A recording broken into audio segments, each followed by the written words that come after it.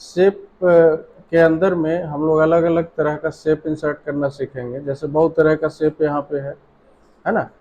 मान लिया Oval insert करना हो, राउंडेड रेक्टेंगल, स्टार इंसर्ट करना हो, तो बहुत तरह का शेप्स है यहाँ पे, उसको हम इंसर्ट करके उसे यूज कर सकते हैं। ठीक है, जैसे हम मान लिया जाए अभी यहाँ पे सपोज ये 32 पॉइंट स्टार, इसे यहाँ पे इंसर्ट कर लें। ठीक है, इस तरह से, है ना। यहाँ पे इसके शेप को चेंज कर सकते हैं। कैसे? जैसे ये वाला येलो पॉइंट दिख रहा है ना, इसको यदि खींच के पकड़ के इधर यदि ड्रैग करेंगे तो इस तरह से हो जाएगा, यदि हम इधर ड्रैग करेंगे तो इस तरह से हो जाएगा, है ना। बात समझ में आ रही है ना? ठीक है, ये रोटेशन के लिए है। इससे हम क्या करेंगे, साइज को कम या ज़्यादा कर सकते हैं। ठीक है, यहाँ पे एक तो है और कोई शेप इंसर्ट करना हो साथ में तो इसका यूज कर लेंगे। यहाँ पे शेप का स्टाइल है, शेप का स्टाइल हम यहाँ से चेंज कर सकते हैं। ठीक है, जैसे मान लिया ये वाला रखें तो ऐसा हो जाएगा, हम इस तरह से रखें तो इस तरह से, ब्लैक वाला, मतलब जैसा स्टाइल चाहिए वैसा यहाँ पे अवेलेबल है। कोई दिक्कत है ना। तो अभी बस नॉर्मल हम ये वाला यहाँ पे रख ले रहे हैं, ये वाला शेप, ये वाला रख लेते हैं। ठीक है, अब आते हैं शेप फिल में। यहाँ पे शेप फिल में क्या होता है कि शेप के अंदर में किसी भी कंटेंट को फिल करना या इंसर्ट करना। ठीक है, जैसे अभी हम क्या करते हैं, एक नया शेप इंसर्ट करते हैं। यहाँ से शेप पे आए और यहाँ से चलो इसी 32 पॉइंट स्टार को ले लें, है ना, थोड़ा सा कम इस तरह से कर लें, है ना। अब शेप फिल में मान लिया कोई कलर फिल करना हो, कलर ऐसे हम फिल कर सकते हैं। ठीक है, कोई भी कलर, यदि मान लिया ये वाला कलर फिल कर दिए, अब हमें बिना कलर का चाहिए, नॉर्मल जैसा पहले था वैसा चाहिए। ठीक है, तो शेप फिल पे आएंगे और नो फिल कर देंगे, तो कुछ भी रहेगा तो वो हट जाएगा, है ना। फिर से यदि शेप फिल में आए, मोर विथ कलर पे आए, तो वैसा कलर जो कि यहाँ पे नहीं दिख रहा हो, वैसा कलर जो कि इस लिस्ट में यहाँ पे नहीं डिस्प्ले हो रहा है, तो उस तरह के कलर को हम यहाँ से कस्टमाइज करके ला सकते हैं। ठीक है, या तो यहाँ पे ऐसे क्लिक करके ले आए, ये इसका प्रीव्यू दिख रहा है, या फिर कस्टम में जाके मान लिया ये ब्लू सेलेक्ट करें और डार्क ब्लू लेना है तो डार्क ब्लू यहाँ से हम ले लेंगे। ठीक है, यहाँ तक किसी तरह का दिक्कत है ना। आगे है पिक्चर। हम शेप के अंदर में फोटो इंसर्ट कर सकते हैं, शेप के अंदर में फोटो इंसर्ट कर सकते हैं। कैसे करेंगे? तो पिक्चर पे चले जाएंगे। ठीक है, पिक्चर पे जाने के बाद मान लिया हम इस वाले फोल्डर में चले आते हैं और कोई भी एक पिक्चर, सपोज कि हम ये वाला इंसर्ट करें यहाँ पे। ठीक है, तो जैसे इंसर्ट किया तो ये फोटो इस शेप में बिल्कुल इंसर्ट हो गया, है ना। यदि हम नो फिल करना चाहें तो यहाँ पे नो फिल पे क्लिक करेंगे, वो हट जाएगा। ठीक है, उसी तरह से ग्रेडियंट है, तो कोई भी एक ग्रेडियंट कलर यहाँ पे हम इंसर्ट कर सकते हैं इस तरह से। और भी है, मोर ग्रेडियंट्स में यदि आएंगे यहाँ पे तो अलग अलग ऑप्शन है। एक तो है कि कलर, एक कलर सेलेक्ट करने का ऑप्शन है ना। जैसे मान लिया ये वाला सेलेक्ट करके ओके करें तो इस कलर में हो गया, है ना। वापस फिर से हम ग्रेडियंट में आते हैं, मोर ग्रेडियंट्स में।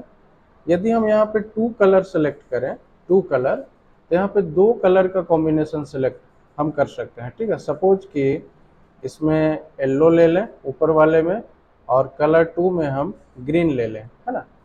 तो यहाँ पे 2 कलर का कॉम्बिनेशन हुआ ना। ठीक है, अब यहाँ पे अलग अलग शेडिंग का स्टाइल है। जैसे हॉरिजॉन्टल कर दें तो इस तरह से हो जाएगा, है ना। और जैसे हम फिल में आते हैं, ग्रेडियंट में, मोर ग्रेडियंट्स में, यदि हम इसको वर्टिकल करें तो कुछ इस तरह से, यहाँ पे जैसा डिस्प्ले हो रहा है उसी तरह से यहाँ भी आएगा। डायगोनल करें तो तिरछा, डायगोनल अप में भी तिरछा, लेकिन डायरेक्शन उसका चेंज है ना। फ्रॉम कॉर्नर तो कुछ इस तरह से होगा। तो अलग अलग तरीके हैं, ग्रेडियंट अप्लाई करने के अलग अलग मेथड्स हैं, उसका हम यूज कर सकते हैं। इसी में आगे है टेक्सचर है, जो कि यहाँ भी हमारा वो ऑप्शन अवेलेबल है। यहाँ पे टेक्सचर का ऑप्शन अवेलेबल है। टेक्सचर में क्या है, कोई भी एक पर्टिकुलर टेक्सचर हम यहाँ से अप्लाई कर सकते हैं। मान लिया ये वाला चाहिए तो ये वाला अप्लाई कर लिए, कोई दिक्कत है यहाँ तक। उसके बाद है पैटर्न, है ना। तो पैटर्न में अलग अलग टाइप का पैटर्न हम प्रिपेयर कर सकते हैं। जैसे यहाँ पे 2 तरह का कलर है, एक फोरग्राउंड है और एक बैकग्राउंड कलर है। ठीक है, तो जो फ्रंट में कलर दिखता है उसको फोरग्राउंड कलर कहेंगे, और जो उसके पीछे दिखेगा, जो बैक में दिखेगा, उसको बैकग्राउंड कलर कहते हैं। ठीक है, तो चलो फोरग्राउंड को मान लिया जाए हम यहाँ पे रेड कर लें, और बैकग्राउंड के कलर को हम ये वाला कलर सेलेक्ट कर लें, या फिर और कोई चेंज कर लेते हैं, सपोज कि हम रेड कर लें, है ना। तो कुछ इस तरह से दोनों एक ही कलर सेलेक्ट करेंगे तो नहीं होगा, थोड़ा डिफरेंट, जैसे ये वाला कर लें, है ना।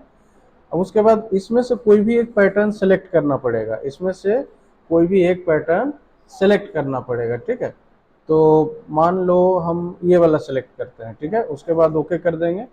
ठीक है, तो जैसे ही ओके किया तो यहाँ पे ये वाला इंसर्ट हो गया ना, है ना। और यदि कोई चेंज करना हो तो सेव पैटर्न में फिर से चले आएंगे, सपोज कि ये वाला चाहिए तो ये वाला सेलेक्ट करके देन ओके कर देंगे। यहाँ तक किसी तरह का कोई दिक्कत नहीं ना।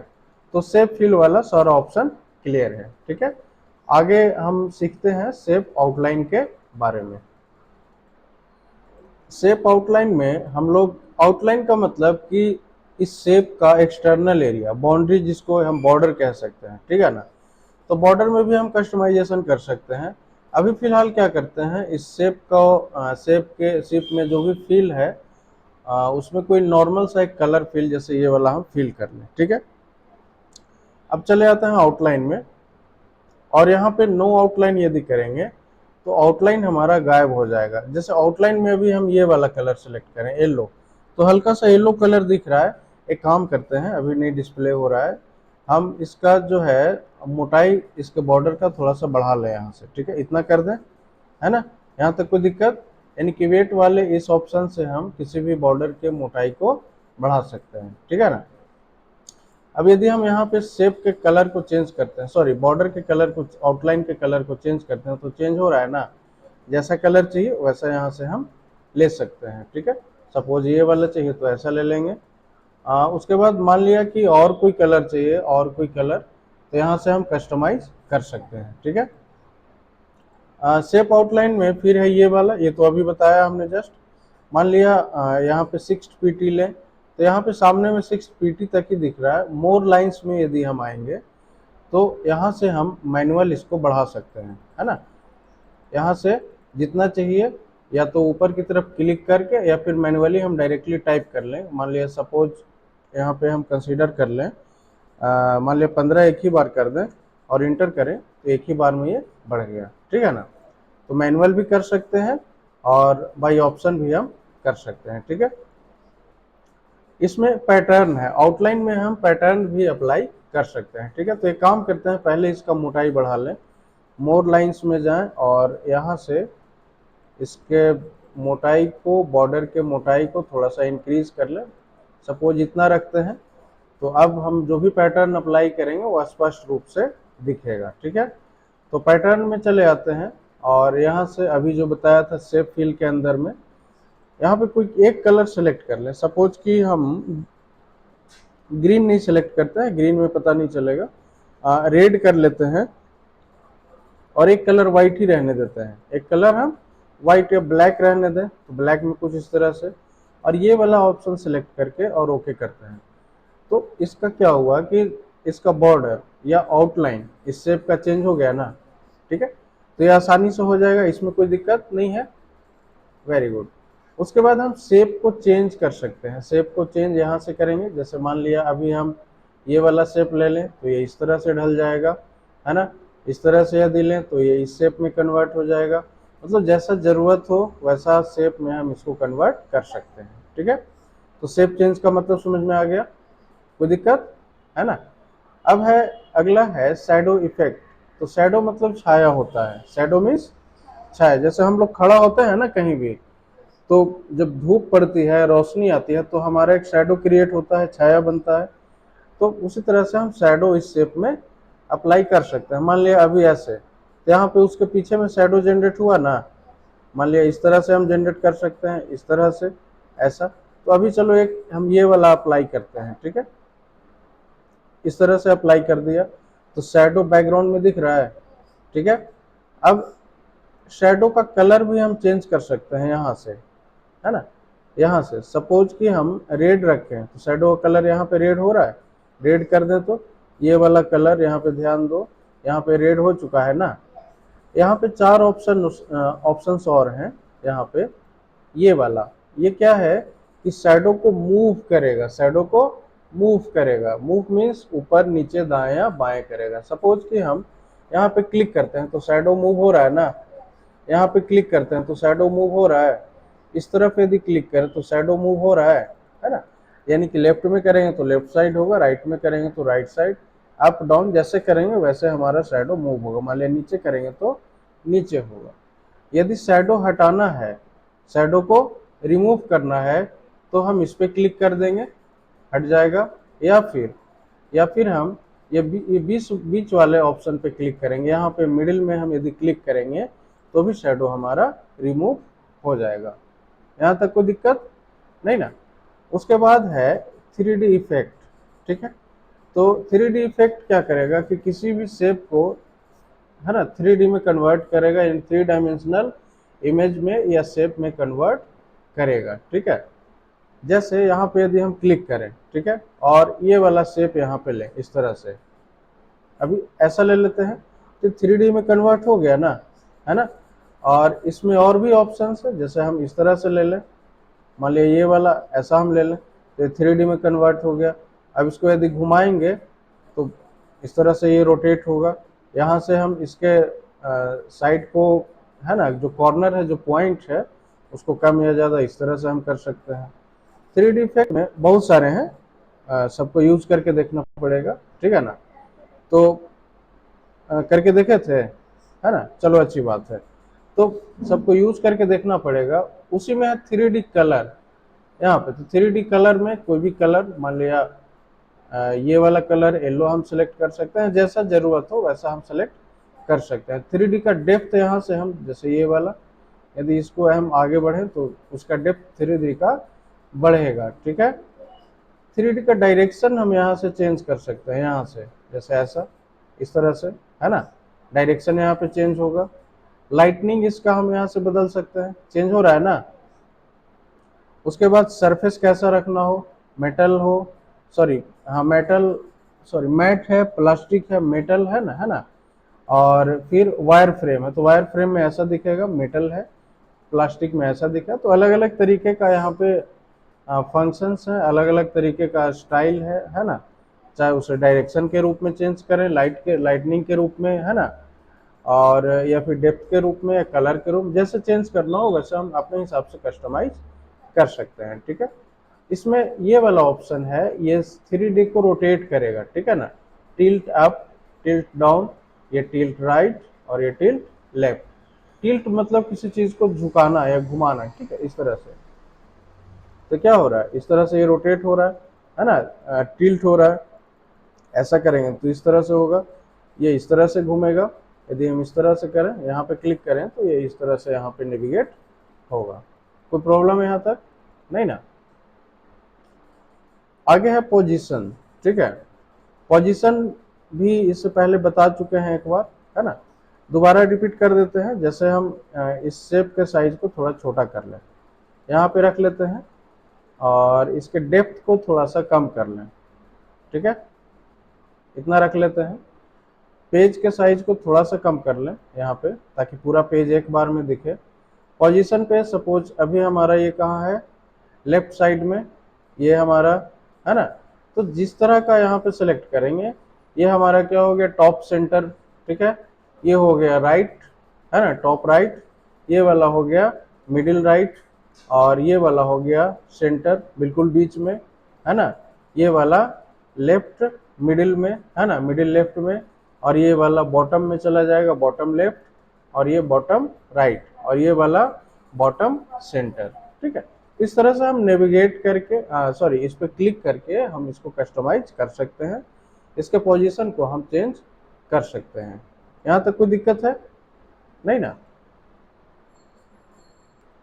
अब आगे देखते हैं इंसर्ट टैब में ही, पहले एक शेप इंसर्ट कर लें, उसके बाद इंसर्ट टैब में सेंड टू बैक, ये पहले बता चुके हैं, दोबारा रिपीट हम कर दे रहे हैं, ठीक है। सेंड टू बैक क्या होता है, ब्रिंग टू फ्रंट क्या होता है, टेक्स्ट रैपिंग क्या होता है, ठीक है। तो सेंड टू बैक या ब्रिंग टू फ्रंट ये सब यूज करने के लिए या फिर ब्रिंग फॉरवर्ड या सेंड बैकवर्ड का यूज करने के लिए हम कम से कम 3 शेप यहाँ पे इंसर्ट करते हैं। ये पहला शेप, उसका स्टाइल चेंज किया। दूसरा शेप हम ये ओवल यहाँ से ले लेते हैं, ठीक है, इसका भी स्टाइल बदल लेते हैं। तीसरा शेप यहाँ से हम एक चलो एरो ले लेते हैं, ठीक है, जिसका इस तरह से हम यहाँ पे इसमें भी कोई कलर फिल कर लेते हैं। यहाँ से नहीं है तो इस तरह से हम रोटेट कर लेंगे, ठीक है, इमेज हमारा रोटेट हो गया। कोई दिक्कत है यहाँ तक? अब क्या करते हैं कि ये तीनों ऑप्शन में सबसे पहले ब्रिंग टू फ्रंट को देखते हैं, ठीक है। यहाँ पे तो सपोज कि हम इस पे क्लिक करते हैं, ये वाला है ना जो रेक्टेंगल है, उस पे क्लिक करते हैं। यदि ब्रिंग टू फ्रंट पे क्लिक करेंगे तो वो सबसे आगे चला आएगा, सबसे आगे चला आएगा, ठीक है। यदि हम सेंड टू बैक पे क्लिक करेंगे तो वो सबसे पीछे चला जाएगा, ठीक है। इसी में दो ऑप्शन है, ब्रिंग फॉरवर्ड। तो ब्रिंग फॉरवर्ड क्या करेगा कि स्टेप बाय स्टेप किसी भी शेप को आगे की तरफ लाएगा। यानी कि अभी यदि सबसे पीछे है तो वो कहाँ चलाएगा? इस एरो और ओवल के बीच में चलाएगा, ठीक है। ब्रिंग फॉरवर्ड यदि किया तो इस एरो और ओवल के बीच में हो गया। फिर से यदि हम ब्रिंग फॉरवर्ड करें तो इस एरो और ओवल के बीच में यहाँ पे आ गया, ठीक है। अब ब्रिंग बैकवर्ड क्या होगा, सॉरी सेंड बैकवर्ड। तो सेंड बैकवर्ड क्या होगा कि एक एक स्टेप किसी भी इमेज को, शेप को पीछे ले जाएगा। जैसे अभी किया तो एरो के पीछे गया, फिर से यदि सेंड बैकवर्ड करें तो ओवल के भी पीछे चला गया, ठीक है। तो ये ऑप्शन क्लियर है। अब इसमें दो ऑप्शन और है, bring in front of text और एक है सेंड टू बैक के अंदर में सेंड बिहाइंड टेक्स्ट। इन दोनों ऑप्शन का यूज करने के लिए पहले कुछ कंटेंट कर लें, कंटेंट यहाँ पे ले लें, कुछ टेक्स्ट ले लें। टाइप करते हैं उसके लिए, प्रैक्टिस सेट के लिए equal to RAND then bracket open then close, ठीक है। मान लिया 5 पैराग्राफ लेना है तो 5 इसके ब्रैकेट के अंदर में डालेंगे, उसके बाद इंटर प्रेस करेंगे, ठीक है। तो यहाँ पे 5 पैराग्राफ्स आ चुके हैं, है ना। उसके बाद इंसर्ट में चले जाएंगे और एक शेप यहाँ पे इंसर्ट करेंगे। सपोज हम यहाँ पे सर्किल इंसर्ट करें, है ना। एक काम करते हैं, इसको जस्टिफाई कर दें ताकि अच्छा दिखे, है ना। सर्किल इंसर्ट किया, इंसर्ट करने के बाद हम चले आते हैं फॉर्मेट में और यहाँ पे bring in front of text. तो ऑलरेडी टेक्स्ट के फ्रंट में ही है ना।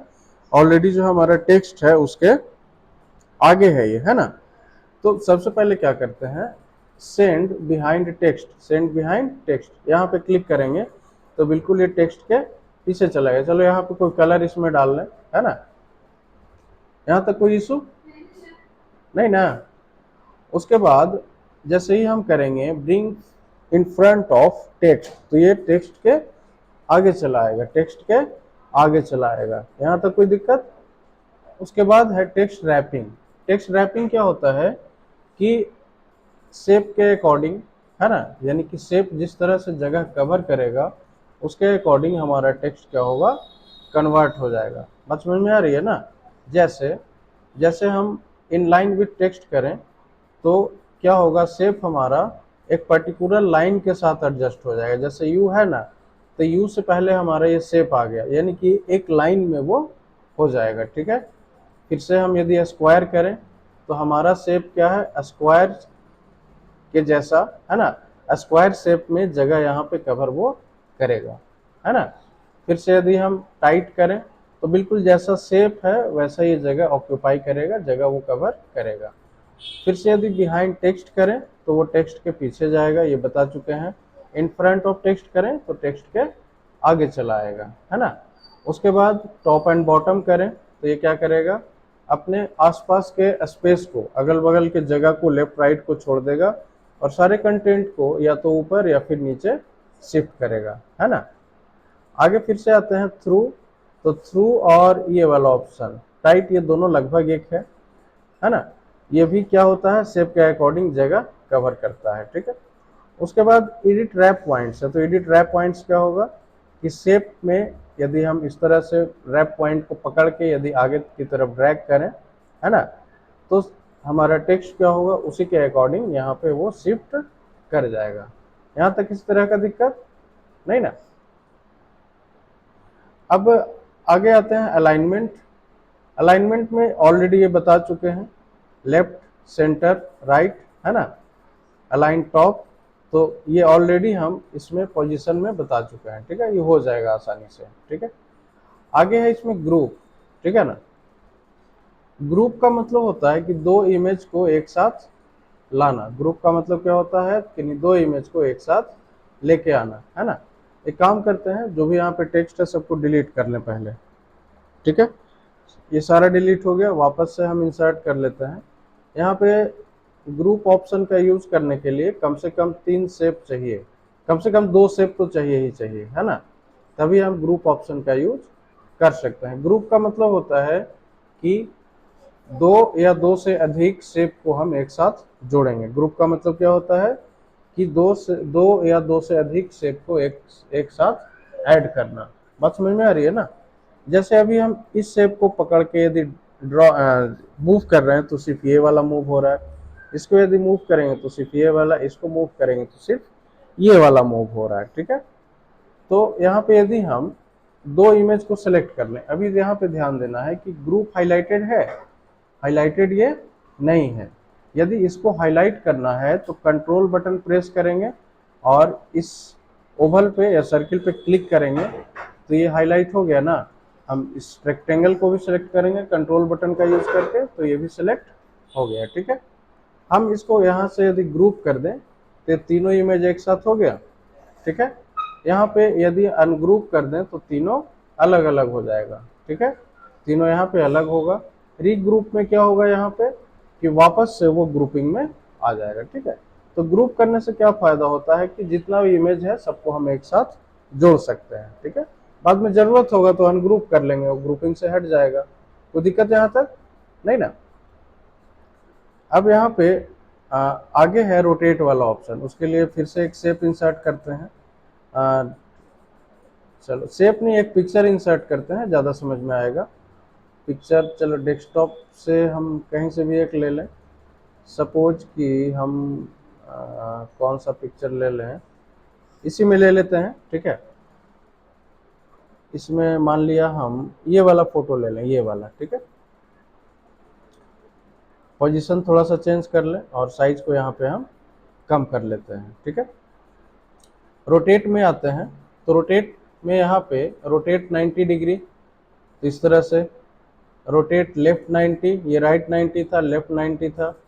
फ्लिप वर्टिकल, तो वर्टिकली ये चेंज हो जाएगा। फ्लिप हॉरिजॉन्टल, हॉरिजॉन्टल से क्या होगा कि ये वाला साइड इधर और ये वाला इधर, वर्टिकल में ऊपर नीचे हो जाएगा, उल्टा हो जाएगा, ठीक है।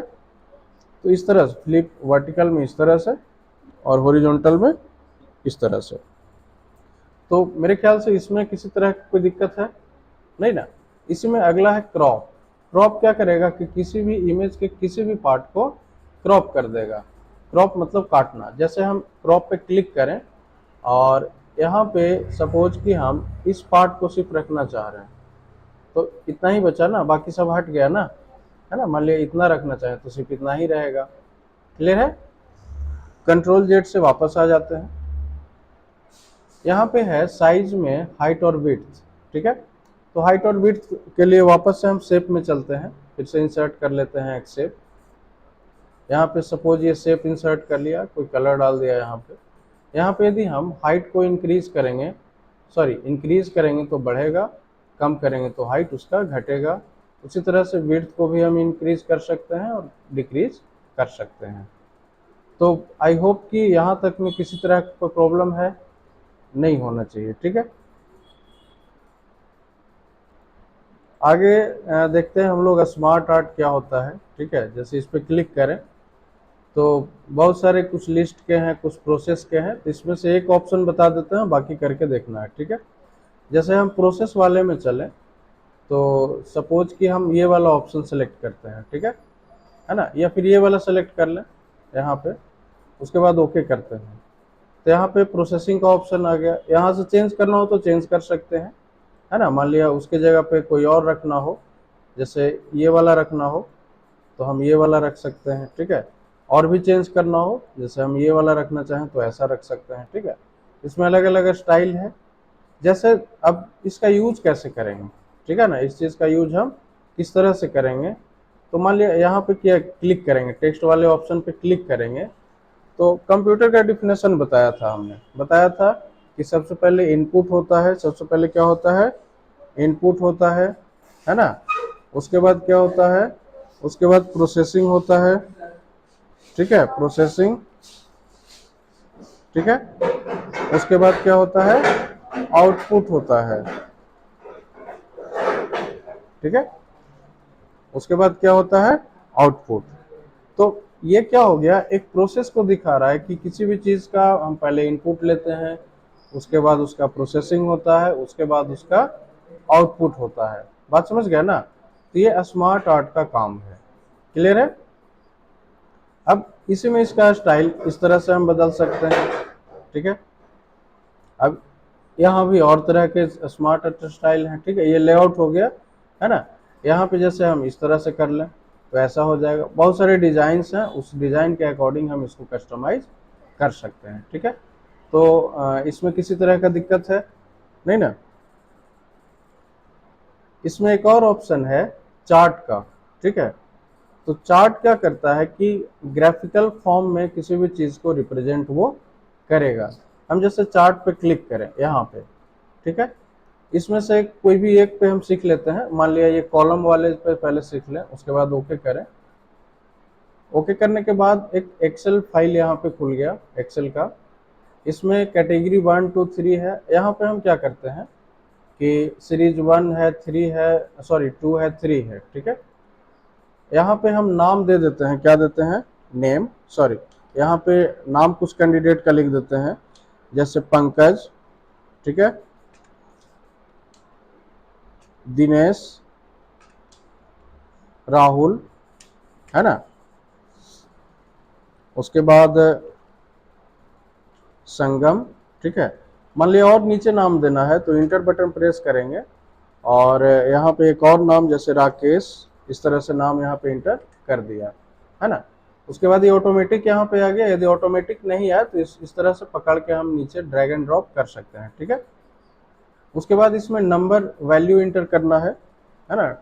सेलेक्ट करके डिलीट कर लिया। यहाँ पे सपोज सीरीज में मान लिया 4 सब्जेक्ट है मेरे पास, मैथ, ठीक है, साइंस, एसएसटी, एक और बढ़ा लेते हैं हिंदी, और एक और यहाँ पे बढ़ा लेते हैं इंग्लिश, ठीक है। तो ये ऑटोमेटिक यहाँ पे ये भी रेंज बढ़ गया, है ना। साथ ही साथ यहाँ पे ध्यान देना कि जो जो सब्जेक्ट यहाँ पे प्रिपेयर किया हमने, उसका लिस्ट कलर के साथ यहाँ पे आ गया, है ना। जैसे पंक, और उस जो जो नाम हमने इंटर किया उसका नाम यहाँ पे आ चुका है, ठीक है।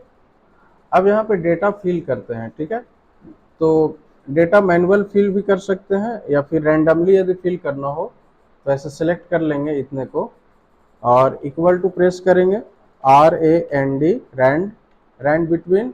बॉटम में मान लिया कम से कम 30 नंबर और टॉप में मैक्सिमम में हम 99 नंबर यहाँ पे चाहते हैं, ठीक है।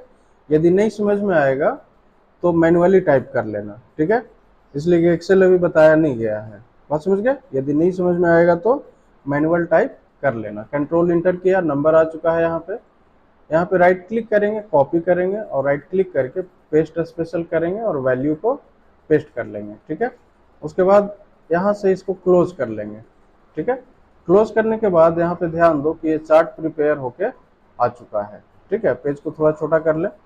तो चार्ट के हिसाब से डेटा को समझना थोड़ा सा आसान होता है ना। जैसे देखने से ही लग रहा है कि संगम का सबसे ज्यादा मार्क्स है, चार्ट में दिख रहा है ना, संगम का सबसे ज्यादा मार्क्स है। कौन से सब्जेक्ट में है, साइंस में है, ठीक है। सबसे कम नंबर कौन लाया, तो दिनेश। कौन से सब्जेक्ट में, तो एसएसटी में और किसमें, हिंदी में, है ना। तो ये चार्ट के हिसाब से चार्ट को यदि देख के हम चलें, चार्ट का सहारा लेके यदि हम किसी चीज को रिप्रेजेंट करें तो डेटा को समझना और समझाना दोनों आसान होता है, ठीक है। तो चार्ट इंसर्ट करना सीख गए। इसमें और चार्ट का लेआउट है। जैसे हम ये वाला सेलेक्ट करें इस तरह से तो नंबर भी साथ में डिस्प्ले होगा, कौन कितना लाया, है ना। ये तो नॉर्मल है अपना, ठीक है। उसके बाद यहाँ से इसका स्टाइल बदल सकते हैं चार्ट का, है ना, इस तरह से। लेकिन सबसे जो बेस्ट हमें समझ में आता है वो सबसे बेस्ट ये वाला है, क्योंकि इसमें हर कलर को हम पर्टिकुलरली आइडेंटिफाई कर सकते हैं कि कौन सा कलर कौन से सब्जेक्ट के लिए है या किस कंटेंट के लिए है, वो हम पर्टिकुलर वे में ऑब्जर्व कर सकते हैं। ठीक है, तो चार्ट से क्या प्रॉफिट होता है? चार्ट से ये प्रॉफिट होता है कि किसी भी डेटा को आसानी से हम रिप्रेजेंट कर सकते हैं। ये समझाने वाले के लिए भी आसान है और समझने वाले के लिए भी आसान है। ठीक है ना। अब जैसे पूछ दे कि मान लिया 60 से 80 के बीच में कौन कौन से कैंडिडेट हैं जिनका नंबर 60 से 80 के बीच में आया है किसी भी सब्जेक्ट में, तो कौन है? पंकज है, जिसका साइंस में आया है ना 60 से 80 के बीच में। उसके बाद पंकज का एक और कौन सा सब्जेक्ट में, ये हमारा हिंदी है ना, हिंदी में भी 60 से 80 के बीच में आया। यदि दिनेश का देखें तो दिनेश का भी 60 से 80 के बीच में साइंस में आया है ना। राहुल का 3 सब्जेक्ट में जो है 60 से 80 के बीच में आया। उसी तरह से संगम का 3 सब्जेक्ट में 60 से 80 के बीच में आया है ना। उसी तरह से यदि देखें राकेश का, तो सिर्फ एक सब्जेक्ट है जिसमें 60 से लेकर 80 के बीच में आया है। तो अलग अलग तरीके हैं डेटा को क्लासिफाई करने का, है ना, रिप्रेजेंट करने का। तो आई थिंक चार्ट समझने में किसी तरह का दिक्कत नहीं है, हो जाएगा ये आसानी से, है ना। यदि रैंड बिटवीन फंक्शन नहीं आएगा तो उससे दिक्कत नहीं है, इसलिए कि एक्सेल हमने अभी नहीं बताया। ठीक है ना, मैनुअल टाइप कर लेना, काम तुम्हारा हो जाएगा। यहाँ तक कोई समस्या? चलो ठीक।